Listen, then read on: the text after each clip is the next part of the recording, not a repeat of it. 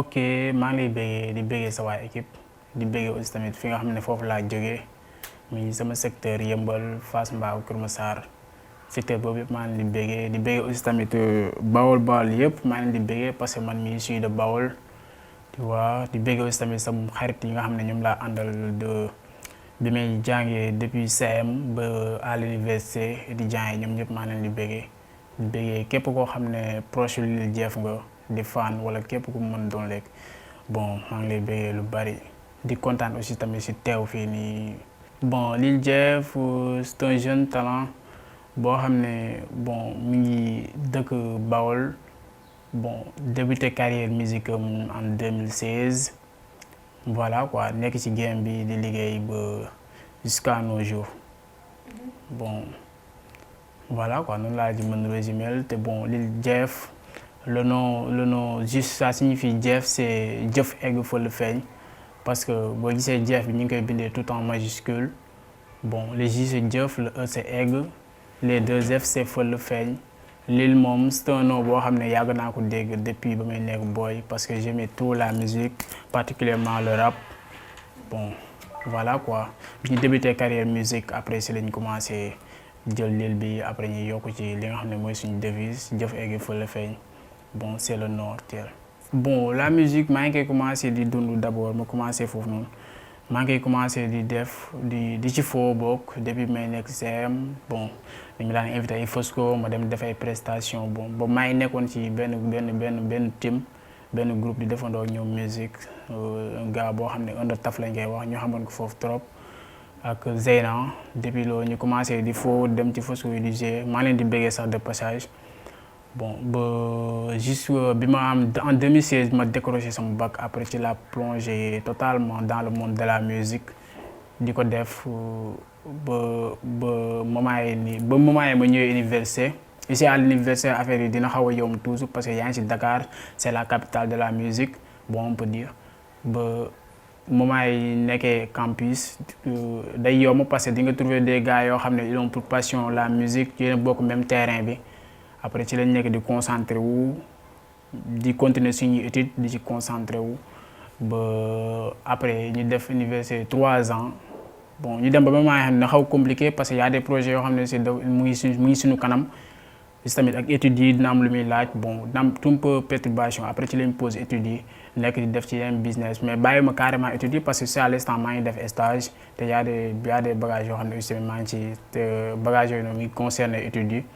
te aussi tamit n'empêche maa ngi continuer sama carrière musique comme il le faut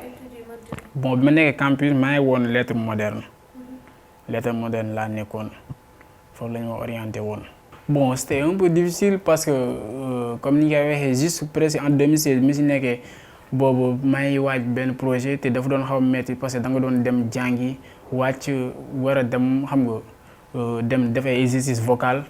xam nga c'est des moments yoo xam ne difficile woon na un peu mais n'empêche ñu xam nañ koy gérer rek xool nan la ñuy balancer affaire yi ku nekk si après nga jox ko temps bi nga xam ne mun nga ko war a jox bon dernier moment xawoon na compliqué mais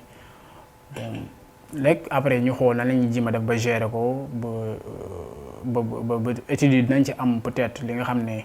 moom lañ ci doon séntu ak parents yi di ci séntu ba pare la musique parce que la musique nekkul loo xam ne da nga koy def juste pour xaalis mais da nga koy def pour passion après xaalis bi lu la ciy fekk si la quoi je dirais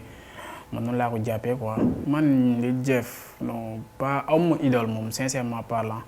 boo nee ma juste artiste boo xam ne moo la gën a poussé ci bi ngay def musique parce que j'aimais trop Lil Wayne bi may nekk depuis bi may nekk boy fa lañ may waxee Lil ba léegi.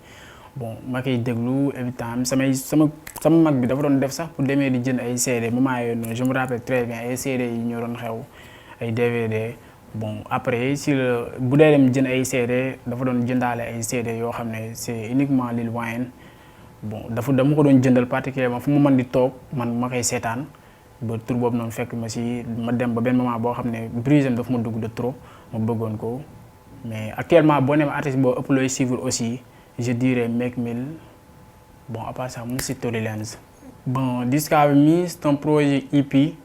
boo xam ne 7 titres moo composé yaa ngi dem yaa Ndongolo yaa aussi yaa Bima yaa ni yow yaa un titre boo tamit c'est Doo Dem Laay Bañ yaa Superman et Mos Dolly 7 tracks yooyu ñoo ko composé. Bon Discover Me c'est un projet EP comme ni ma la ko waxee ñu defee ko ci ñaari studio yu bokkul benn bi c'est Def Wareef avec ma main Zoom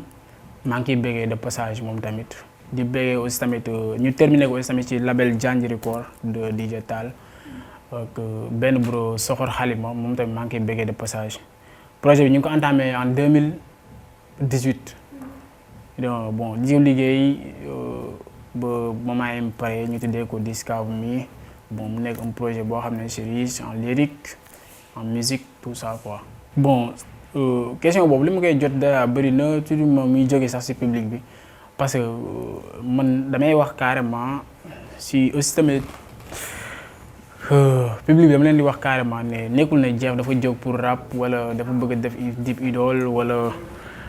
man dama bëgg a rap comme Dip peut-être parce que tey jóg na dama bëgg a rap comme Dip nga mel ni moom loolu duy lu yomb sax. boo xoolee artistes yi nga xam ne ñoom ñoo ko fiy def di toppandoo ay américains sax da ngay gis ne du doon loo xam ne day réussir à 100% quoi je dirais bon loolu doon gars yi war nañ ciy prêter nekkuma man rawuma quoi parce que dama bëgg a nuru ak Dip wala dara non man dama jël sama propre voix. Dip c'est un gars boo xam ne dama ko respecté de trop parce que nekk na artiste boo xam ne moom laa gën a kiife fii nii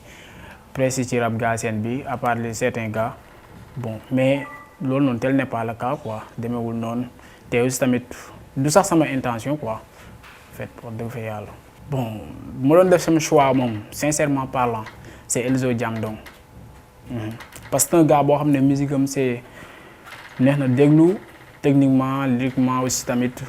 lyrics yi tout ça lépp nice na quoi en fait te man style bi muy musiqué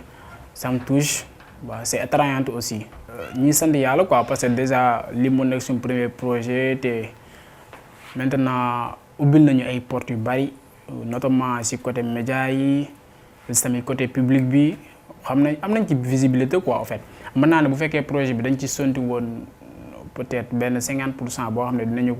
mën a ubbil ay portes am nañ dépassé nañ 50% yi quoi en fait lépp lu ñu ci tegatere fi mu toll nii c'est des bonus la quoi parce que liñ ci visé woon am nañ ko ci macha allah quoi mais bon pour ñu concentrer wu ci li nga xam ne moo nekk suñu kanam.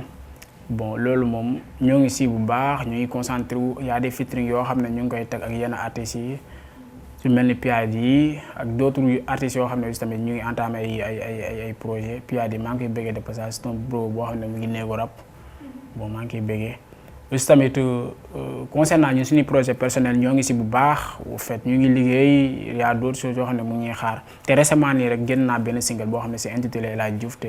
ñu ngi concentré wu ci tournage clip bi. bon projet bi c'est 7 titres yi benn clip lañ ci tourné muy Superman te clip bi aussi tamit GP mu ngi tourné mu ngi daw aussi. waaw mu ngi daw mu ngi ci réseaux sociaux yi mu ngi daw aussi tamit ci télé yi aussi bon c'est bon quoi. mais aussi tamit El Hadj Diouf bi single bi génn récemment ñu ngi waajal clip bi aussi ñu ngi ciy xalaat quoi au fait ñooñu de sama conseil mu leen di jox mooy ñu def comme man def comme ñeneen quoi man bi may bëgg musique boobu yàgg na maa ngi collège mais mësuma xalaat ni damay bàyyi samay études pour dem defi musique quoi parce que musique études yi da nga koy def non seulement pour am xam-xam mais pour am benn côté boo xam ne peut-être ëllëg di nga fi mën a taxawee sa bopp taxawee sa parent parce que ñaan nga nekk ëllëg père de famille bon ak soutien de famille donc te musique boo koy def uniquement jóg ne da nga ci war a ut xaalis wala dara kon pour man li ñu si war a am dëgg ñaan mën na bañ a nekk quoi en fait mais da nga koy def par passion parce que booy defee dara ndax passion di nga ko jox lépp lu mu laaj di nga ci concentré wu di nga ko jàng ba mokkal ko te musique loolu la laaj pour nga lekk ci xaalis je dirais foog nga jàng ko ba mën ko bon sens nag mu ngi ci quoi parce que yàlla mooy dogal ku nekk am nga sa destin si lépp lu mu mën a doon mais du ma digal kenn ne ko mu bàyyee étude am pour dem defi musique wala dara quoi parce que les deux man au contraire sax études yi daf lay aider sax ci musique bi parce que di nga ci am benn connaissance dina la aussi tamit dimbali nga mu xam ni ngay appliquer say affaires bon mën na la aider tamit que dem ba def ci ba am ci ay cours yoo xam ne aussi tamit c'est kii quoi parce que musique gëstu la te gëstu tamit jàng de saa jiitu quoi. ok loolu du problème bon taggee ma gumba ma aji mbagg teen takki verre di gën a gis bañ a gestu xolaat ci kanam femi ju sama ñaq vidé sama compte site tere leen passé ndax histoire bi may bind ñëwagul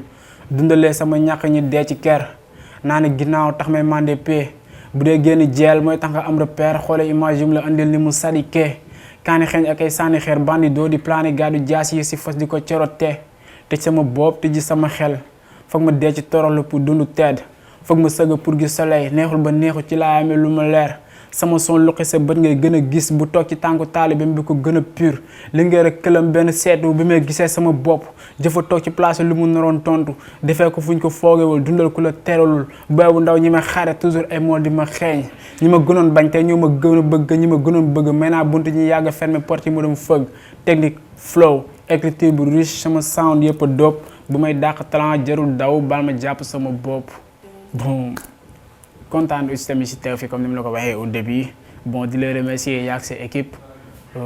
parce que émission bi ñu ko bëggee au fait mën naa ne jafewul peut-être mënoon nga def comme ñeneen parce que y a des am nay DJ yoo xam ne peut-être nekk nañ en contact te ñoo xam ne peut-être ñoom ñoo ma gënoon jege sax que yow ah wala ñoom laa njëkk a xam que yow bon te boo leen waxee émission dañuy jaa affaire mais comme c'est Jeff moom man moom damay wax rek ma lancé leen benn message ñoom DJ yooyu noonu man moom ku ci yaakaar ne yaa may taal moom téye sa émission téye sa lépp lu mën a doon quoi li may liggéey bu fekkoon wéeru moo ci des rek li may liggéey moo may féetee ginnaaw bon di bëggee fi nga xam ne foofu laa jógee sama waa Gàlle Yëmbal ak képp koo xam ne yaa ngi bëggee Lil Jeff nekk fan di bëggee aussi tamit moom frère El Hadj Diouf qui est un gars boo xam ne dafay jàpp carrément ci samay affaire xam nga li Jeff daf ko ñor bon tournage clip bi ñu koy def da si jàpp carrément parce que financement yi tout ça lépp daf si jàpp di bëggee tamit Père Issa Faye moom tamit noonu la si jàppee di bëggee sama manager Triple S ak képp koo xam ne yaa ngi ci staffu Lil Jeff bon notamment Baba VIP aussi maa ngi koy bëggee bon di bëggee képp koo xam ne bëgg nga Lil Jeff sama xarit yi tout ça bu ma limbee damay juum mes frères tout le monde bàyyi ma kenn ñëpp en tout cas maa ngi leen di bëggee di leen wax one love.